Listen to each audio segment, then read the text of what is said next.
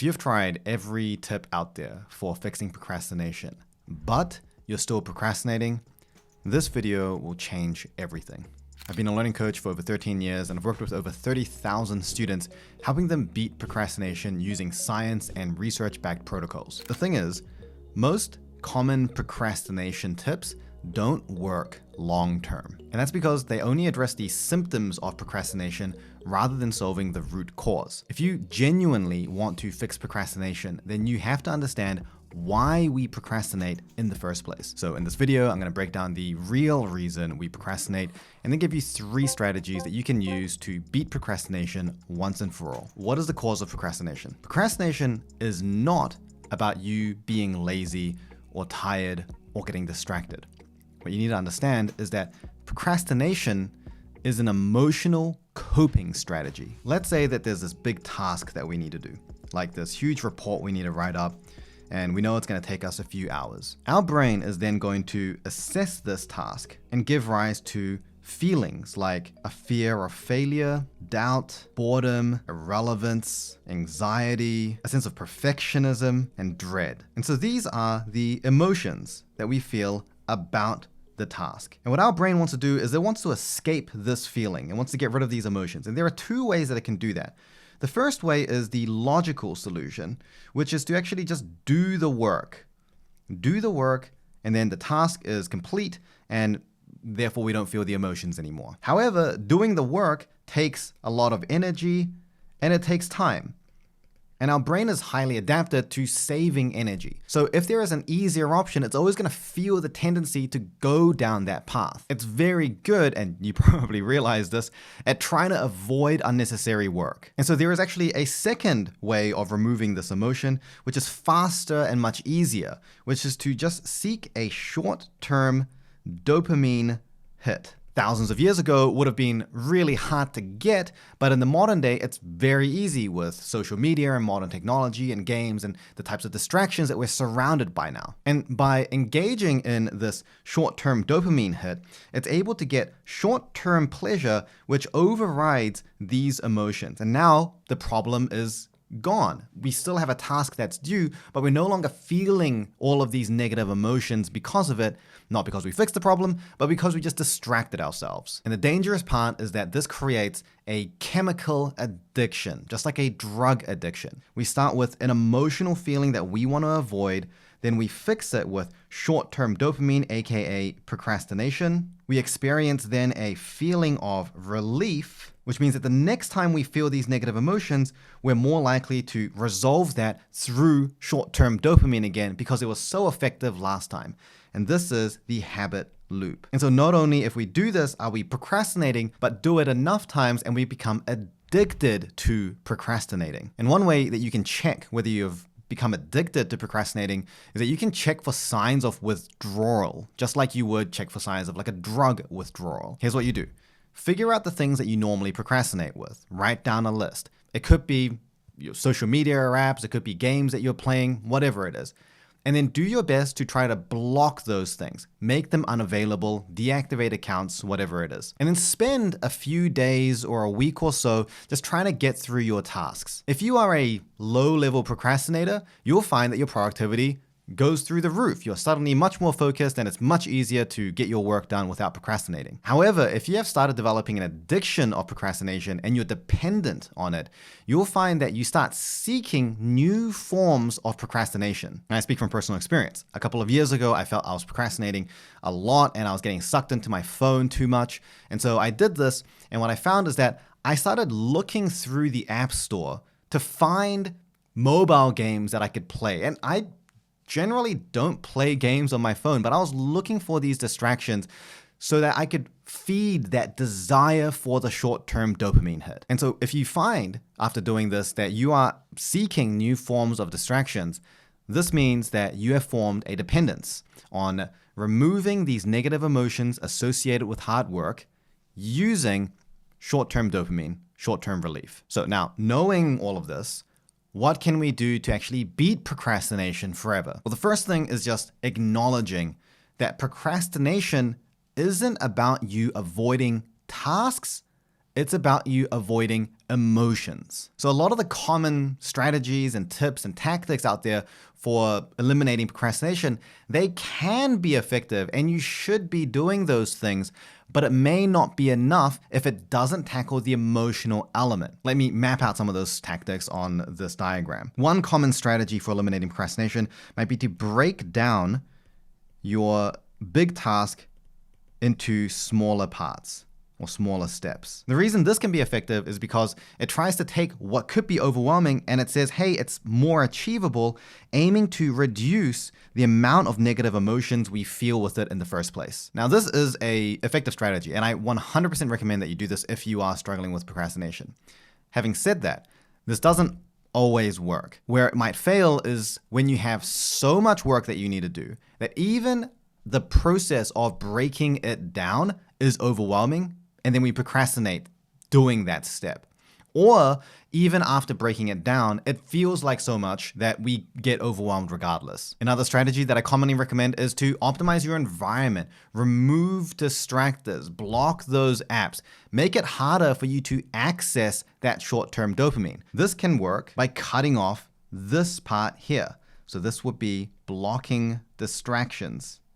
And again, this is an effective strategy. I recommend that you do this, but it still might not be enough because we are surrounded by so many distractions and it is so easy to access these short-term dopamine hits that it might not be realistic, and it's probably also not sustainable for a long period of time. You can be very successful at temporarily boosting your productivity for, let's say, a few weeks or even a few months using this type of strategy, but eventually distractions are going to win. And so ultimately, we need to address the elephant in the room here, which is the emotional layer, which is how your brain is actually processing these negative emotions in the first place. So here are the 3 strategies that I recommend to beat procrastination at the root cause. Number 1, learn to sit with the discomfort. It seems like a natural thing that when you feel negative emotions like a need for perfectionism or overwhelm, that we want to escape that negative feeling. But it's important to recognize there's actually 2 steps.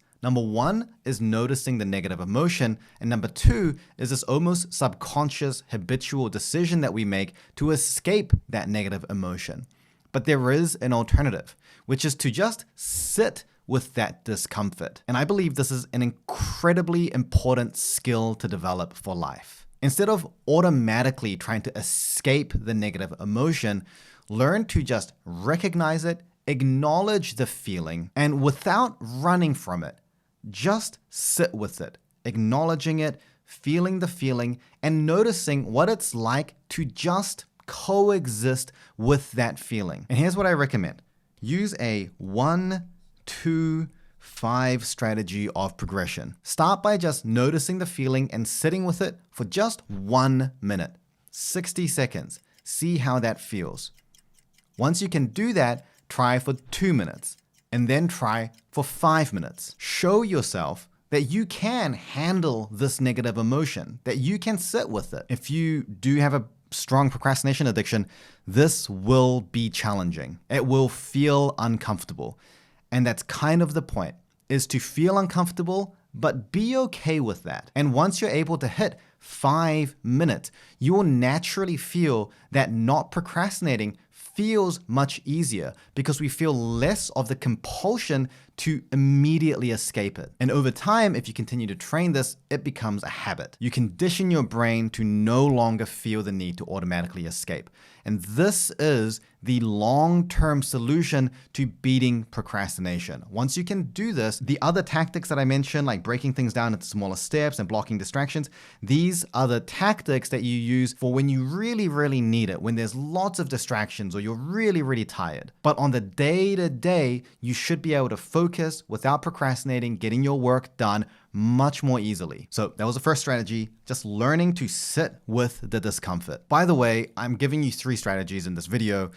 But there's lots of other strategies that you can use. And if you want me to go deeper into more nuance with different types of strategies for procrastination, then one thing that you may want to check out is my free newsletter, where I go through other types of strategies and tips for procrastination, but also for learning to learn. I think about what are the things that you could read through in 3 to 5 minutes that would make a meaningful difference to your productivity and learning ability, and I package them into each of these weekly emails. The newsletter is completely free. If you're interested in signing up, I'll leave a link in the description for you to check out. Now, the second strategy is to reframe the task. A common self-sabotaging thought that runs through everyone's minds when you're procrastinating and you're already behind and feeling overwhelmed and feeling all of these negative emotions is something like, I'm already so behind, I'm running out of time, this sucks. And so the very fact that we have procrastinated makes the negative emotions feel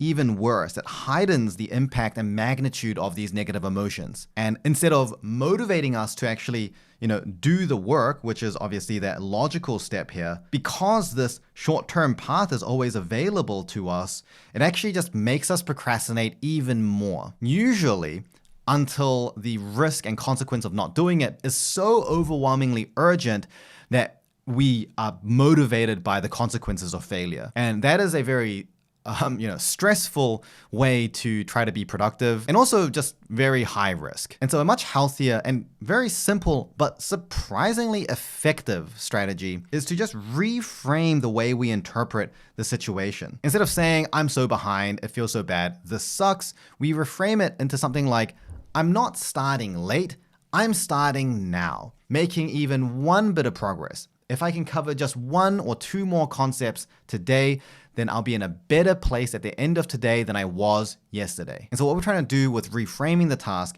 is to make it clearer how we can make progress. So in the example I just gave you, it's about saying, hey, if I just get through 1 or 2 more concepts, that is progress. I'm in a better place tomorrow than I was today and was yesterday. And it's about focusing our attention on what we can do right now to make this progress, instead of there is so much to do, nothing I do now will be worthwhile because it's overwhelming. And by reframing the task a little bit more positively and seeing, hey, this is what progress looks like and I have the power to make that progress, it reduces the negativity of these emotions and therefore makes it less likely that we want to escape the emotion. Reframing the task, a very simple, often underrated tool. And now the third strategy is to build self-compassion. And listen, this one is important. If the other ones were underrated,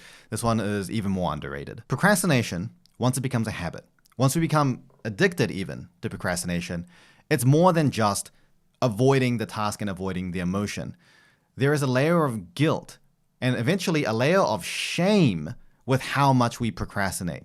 We say things like, I'm useless, I can't get stuff done, why am I like this, what's wrong with me? And if you've ever thought these things and you've beat yourself up and called yourself lazy, these, while perfectly natural ways to feel, are also counterproductive, because just like with reframing the task, it increases the negativity of that emotion. Instead of just dealing with fear of failure, doubt, boredom, all of these things, now we've added on top of there shame and guilt. And so it's even harder to resolve all of these negative feelings through a logical path. And we're even more incentivized to remove ourselves from these negative emotions through that short-term dopamine hit, which obviously then just makes all of this worse. And so instead of beating yourself up, which creates more shame and more avoidance and more procrastination, building self-compassion is kind of like talking to yourself like you would talk to a loved one that you really care about. It's about normalizing this human experience, understanding that these feelings are completely normal. Everyone goes through this. And telling yourself, yes, you've been struggling to start, and that's okay. That's normal.